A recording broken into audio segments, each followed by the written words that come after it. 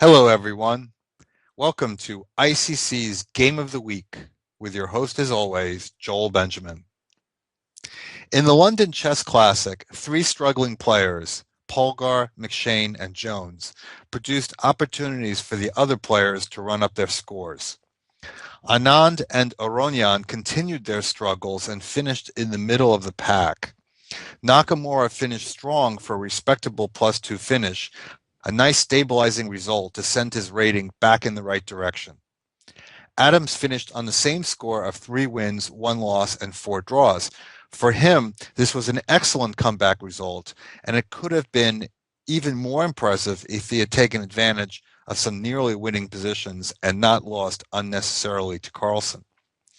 Now, Carlsen, of course, made the headlines by blitzing off 5 early wins and raising his rating above Garry Kasparov's career high. This historical achievement naturally overshadowed Kramnik's fine result, where he was only 1 win behind the tournament winner. Now, Kramnik has been a top pro for 20 years now, with a lot of mileage on his 37-year-old body. Still, he has managed to avoid the prolonged funk that Vishy Anand is trying to fight through right now. In contrast, Judith Polgar is nearing the end of her magical career. Though a year younger than Kramnik, Judith took time out of her career to bear 2 children, a career obstacle her male colleagues do not have to come back from. Now, the first round battle showed these 2 stars moving in different directions. Creativity is only rewarded when united with discipline and accuracy, long hallmarks of Kramnik's play. So we see Kramnik playing white against Polgar, and Kramnik opens with c4. We know that he is a d4 player, but also plays various flank openings, c4 and knight f3 on the first move, kind of depending on maybe what he's expecting from his opponent. And we see that, I think, a little bit in the move order today with this g3. This is a move order that can be well designed against a queenside fianchetto. For instance, someone who likes to play the hedgehog variation with a queenside fianchetto, it's very awkward to do so now, although not necessarily impossible, but certainly discouraged by the g3 move order. So we see knight c6, bishop g2, and now normally we would see black either playing e6, which could have been done on the last move as well, perhaps with an idea towards advancing the center with d5, or fianchettoing that bishop with g6. Polgar decides to take an unorthodox approach with the move d6. Later in the tournament, she faced an English against McShane, and she employed a double fianchetto setup with b6 and g6. It wasn't exactly this move order, but she was very successful in that game. Here, with d6, black is delaying the development of the king's bishop, and I think the idea is really to prevent white from playing any kind of d4. I think that if Kramnik had played knight f3, probably the answer would be e5 to that as well. So e3 and e5, knight e2. So with this flexible development formation, white has this idea to play d4.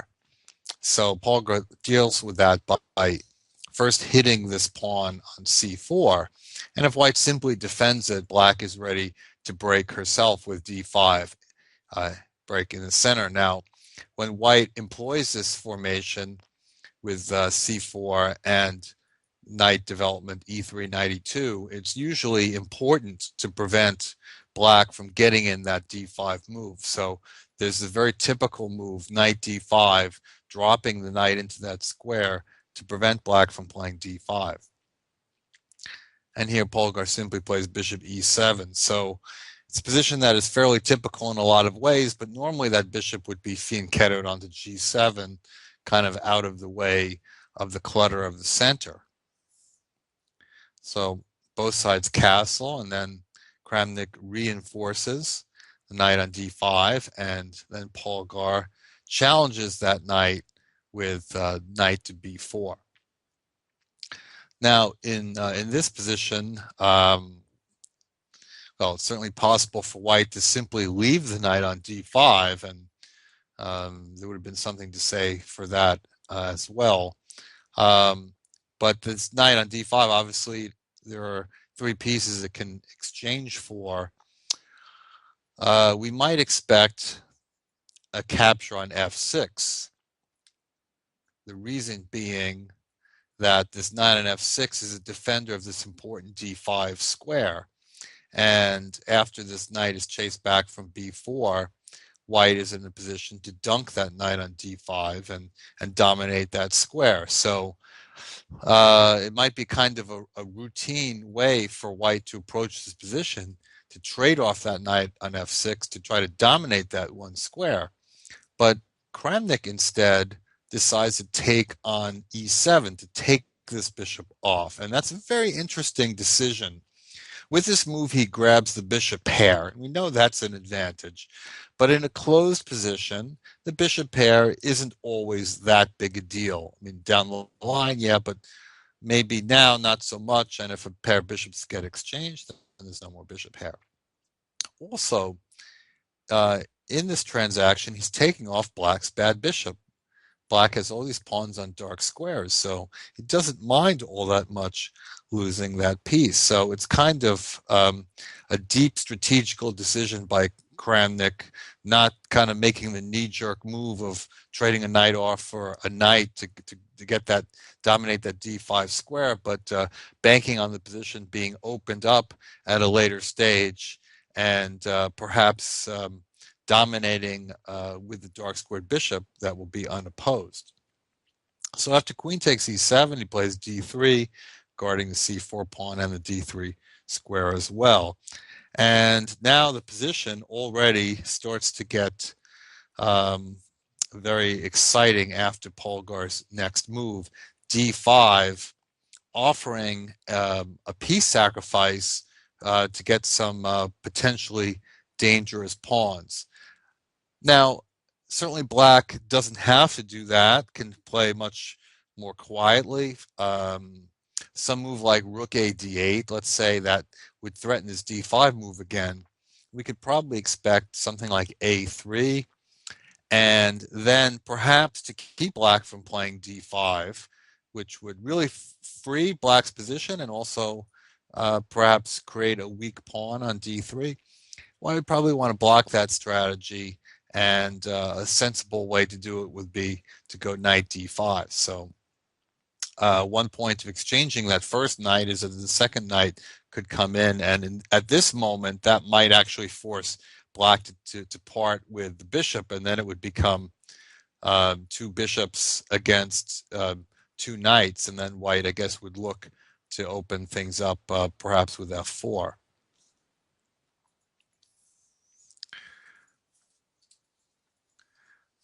The computer suggests here bishop g4 with some interesting possibilities. f3, then the bishop could retreat. Bishop f5 would be answered by e4, a3, and then white could play f4 in this manner. I thought bishop g4 could be answered by queen d2. Then the computer gives this variation. And to my thinking, this kind of position should be somewhat better for white, as white is getting a kingside attack going. Computers tend to think differently, and my computer actually rated very slightly better for black. I guess on the feeling that the knight on b4 is going to show up on d4, and the bishop on g2 is hemmed in by a lot of its own pawns, whereas black has gotten rid of the dark squared bishop. But I have to feel that this position is somewhat better for white. All right, so here we go with d5. And Kramnik naturally was counting on this move a3, attacking the knight, and the knight can't move away because then there won't be enough defenders on d5. So the whole point is a sacrifice, attacking the knight.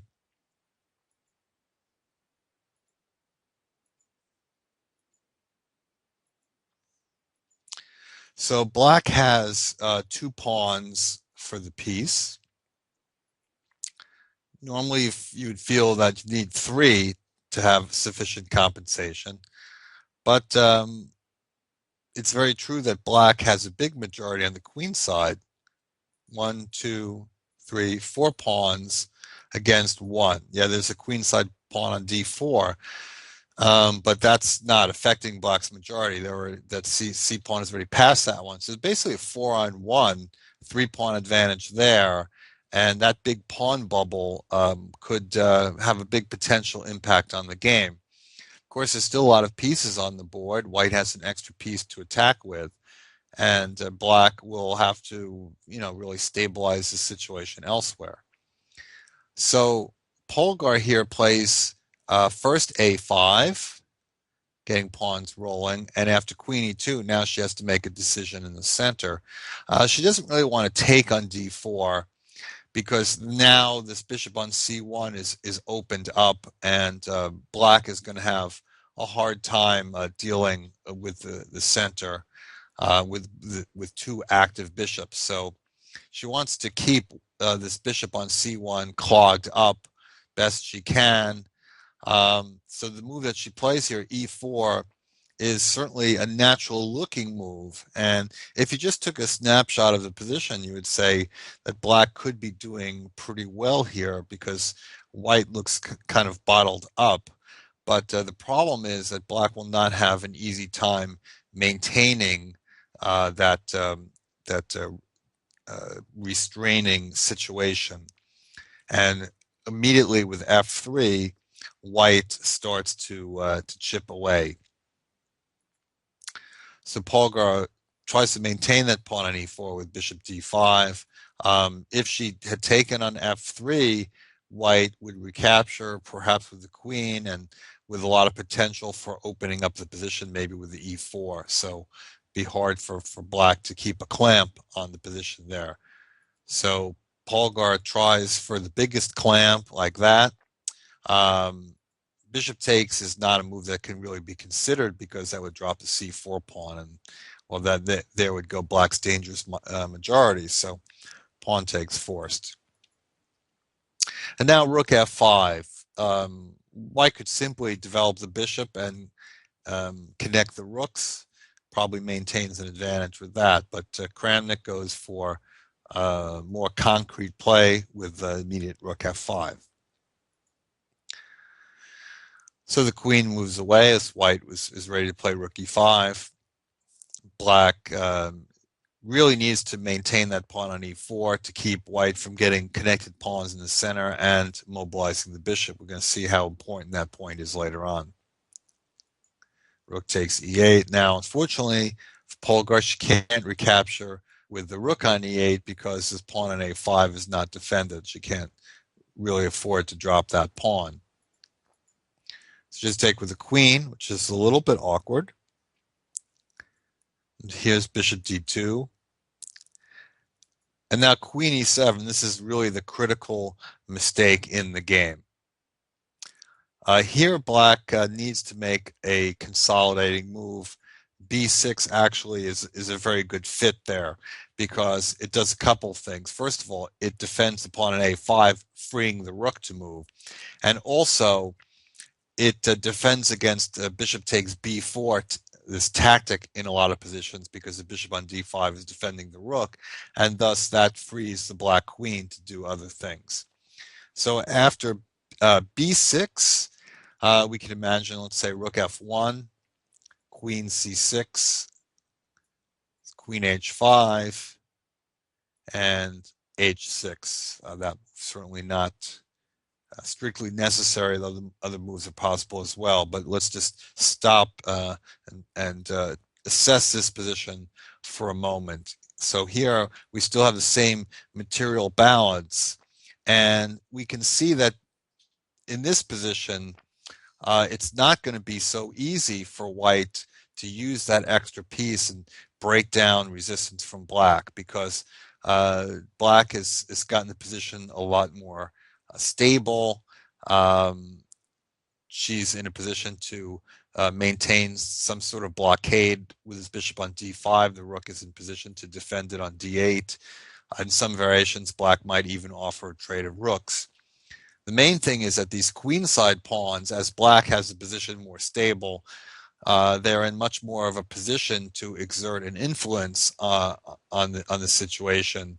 I'll just make a move for white to illustrate.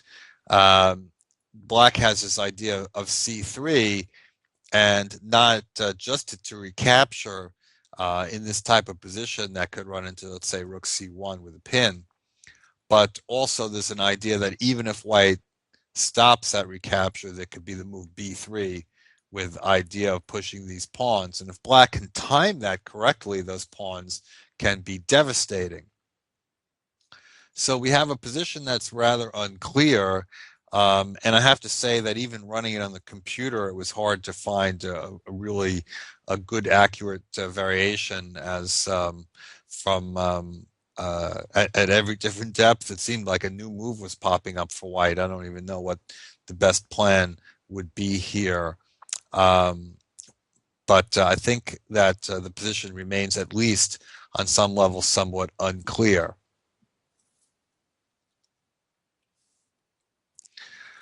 Unfortunately, Polgar did not play b6. She erred with queen e7, and this unfortunate move really robs black of chance to defend. After queen h5, the position is already very bad, I think. One obvious point is rook d8 is not on because his pawn on a5 hasn't been defended. But also another one is that queen f7 is bad because black simply can exchange queens and take this pawn on b4 because the rook on a8 is undefended. Again, a consequence of not moving the b pawn. And that would just kill black's compensation entirely. So that means that queen h5 is very awkward. Black has to defend with queen d8.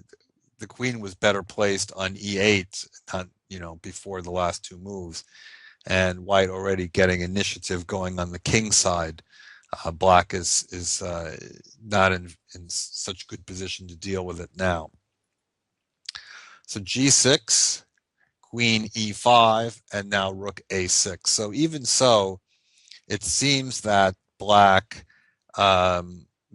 has kind of fought off the wave of this attack, has prevented bishop e6 check with the last move, seems to have things covered, and maybe have a chance to consolidate here, but Kramnik's next move shows that's not true. And a nice little tactic here, bishop d7. Now the idea is the bishop can't be taken because now this back rank is open with the rook coming up to a6, and white has a mate on f8. So bishop d7 attacks the bishop on d5, and so there goes the blockade. The bishop is forced back, and well, that does attack the bishop on d7, but unfortunately for Polgar, now comes rook takes f7, and white gives back some of his material advantage. But in doing so, as I said, he's broken the blockade, and now with the move bishop b5, he's ready to start running down black's pawns one by one, and still maintaining a kind of material advantage. The two bishops against a rook can be a huge fighting force, especially with a queen. The black king comes into trouble almost right away. Now the position after bishop b5 is so troublesome for black that computer actually recommends the move rook to c6 to give an exchange there, but at least keep black queenside pawns intact for future counterplay. However, white can grab this pawn on e4, and I think it just requires a slight bit of care. But eventually, this bishop on d2 is going to come into the game. Either e pawn will move, or even something like bishop e1 and g4, and then bishop g3, and that bishop gets in the game. It's all over. I don't think that black should be able to do much with the queen side. Maybe there'd be some kind of something like c3 at some moment, this kind of tactic, but I think it's very, very unlikely that that's actually going to work. So probably not really much of a chance for black at all. But that just shows how bad the position, how quickly the position falls apart, and we see it from the game continuation as a rook to f6, bishop takes c4 check, king moves, and now white starts reaping these pawns in the center. So black actually, now we have a situation of even pawns. Black still has some vague hopes of making something of the queen side, but as I said, when that second bishop gets into the attack, it's going to be all over. And white has beautiful connected passed pawns that should be completely decisive. So queen c7 was played and queen d5, hitting g8. So the rook retreats to cover that square. e4, the pawns get going, and the bishop on d2 gets going. Now rook d8 wouldn't really help at all, because after queen e6, the rook is still cemented on this d8 square because of this check on g8 would be totally ruinous. If king f6, queen f8 looks pretty efficient, and after king e5, white could win the queen, but actually even nicer to give checkmate. So that illustrates the possibilities with queen and two bishops. So Polgar tried some trickiness with b5.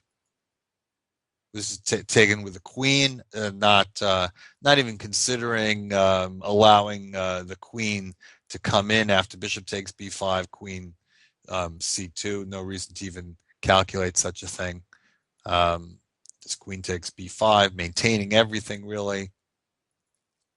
Checking the king to the back rank. It's going to be very vulnerable. And queen a7, defending d4, just getting ready to bring this bishop in. One cute finish could be rook d8, bishop f4, queen d4, and we see that the queen isn't even necessary for a checkmate in this situation.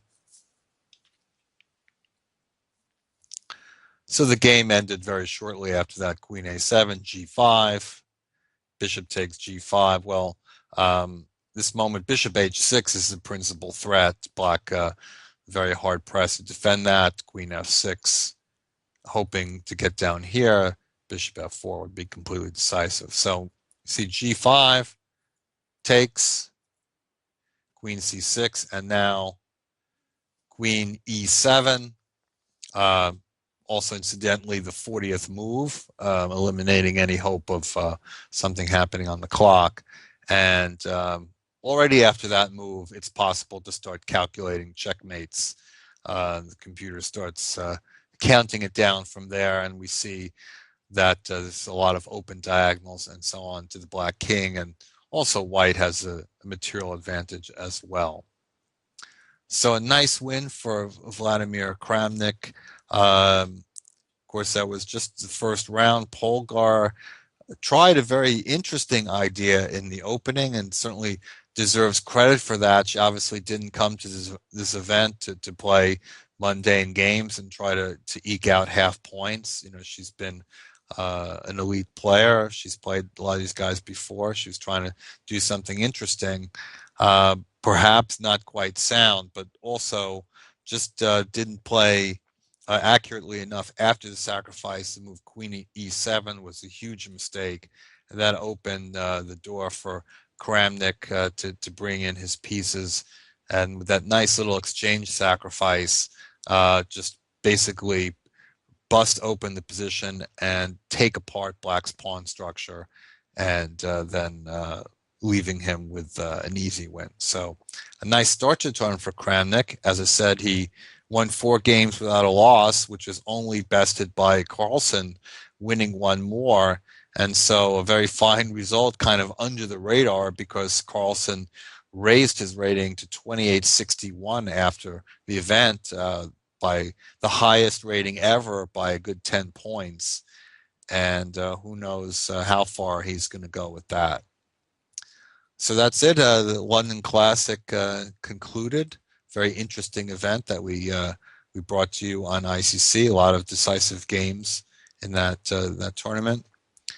And there you have it for today. Kramnik over Polgar. I hope you enjoyed that game. I'm Joel Benjamin. As always, it's a pleasure to bring the show to you. Hope that you'll join me next time as well on ICC's Game of the Week.